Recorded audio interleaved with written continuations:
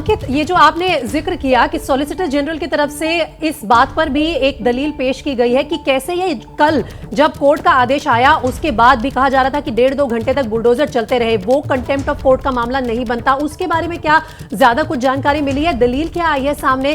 कल हमने भी देखा, आप भी ग्राउंड जीरो पर मौजूद थे। बताइए कि कैसे अपने आप को पेश कर रहे हैं सॉलिसिटर जनरल। प्रीति, सबके बीच में जो जिस तरीके से दलीलें दी गई हैं कपिल सिब्बल के द्वारा और दुष्यंत दवे के द्वारा, अब उसका काउंटर कर रहे हैं सॉलिसिटर जनरल। कैसे वो जिक्र कर रहे हैं खरगोन का। खरगोन में जिस तरीके से हिंदुओं की भी 88 संपत्तियां तोड़ी गई, इसके नोटिस 2021 में दिए गए थे। ये एक पैटर्न सा बन गया है कि कोई संगठन मामले में कूदता है और फिर इसे राजनीतिक मसला बना देता है। यानी कि अब सॉलिसिटर जनरल ने जिक्र किया है खरगोन का। वो कह रहे हैं कि वहां पर तो 88 हिंदुओं की भी संपत्तियों पर जो अवैध निर्माण था उस पर बुलडोजर चलाया गया, तो वहां पर जो है इस मामले में राजनीति उस तरह से नहीं हुई। लेकिन यहां पर राजनीति की जा रही है। क्यों? उसकी वजह यह है क्योंकि जो कुछ लोग, जो कुछ संगठन है जो इस पर राजनीति करना चाहते हैं, वो एक धर्म विशेष या समुदाय की बात कर रहे हैं, जो कि सही नहीं है।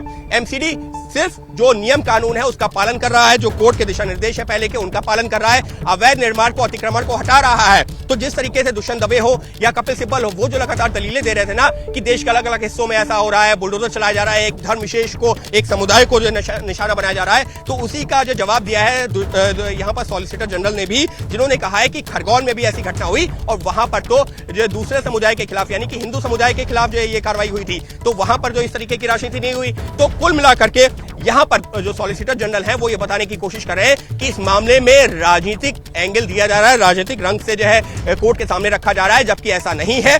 एमसीडी ने नियम कानूनों का पालन करते हुए ही ये कार्रवाई की है, इसको किसी और नजरिए से नहीं देखना चाहिए।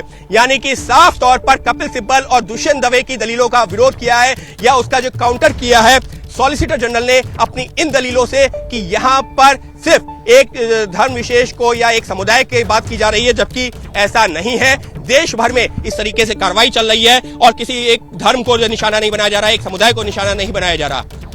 जी विकास, अंकित लगातार जानकारी दे रहे हैं। अंकित, इस वक्त की एक और खबर ये भी है कि सॉलिसिटर जनरल ने यह भी कहा है कि इस मामले में जहां तक बिल्डिंग तोड़ने की बात है, बिल्डिंग से अतिक्रमण हटाने की बात है, इस मामले में नोटिस दिया गया था और नोटिस देने के बाद ट्रेडर्स एसोसिएशन इस मामले में हाई कोर्ट भी गया था। हाई कोर्ट की तरफ से बाकायदा इसमें जुडिशियल ऑर्डर दिए गए थे और अतिक्रमण हटाने के निर्देश दिए गए थे। उसके बाद से जनवरी से कार्रवाई चल रही है। अंकित, तो जो तर्क दिया गया था दुष्यंत दवे की तरफ से कि मामले में नोटिस नहीं दिए गए, उसका जवाब एक तरह से सॉलिसिटर जनरल की तरफ से रखा गया है।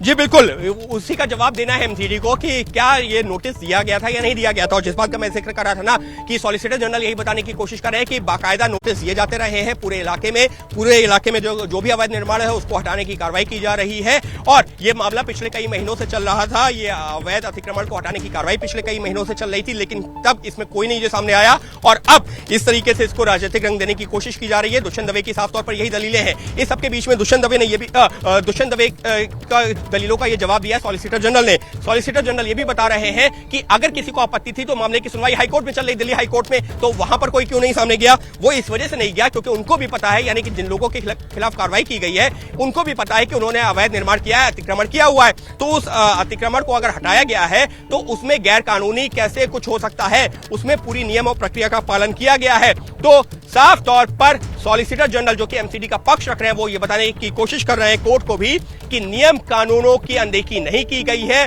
बाकायदा नोटिस पहले दिया जा चुका था, उसी के बाद में ये कार्रवाई की गई है। और ये जो इसको अभी 4-5 दिन पहले जो हिंसा हुई है उस इलाके में दो समुदायों के बीच में, उसको जोड़ करके जो दिखाने की कोर्ट को कोशिश की जा रही है वो पूरी तरह से गलत है। एबीपी न्यूज आपको रखे आगे।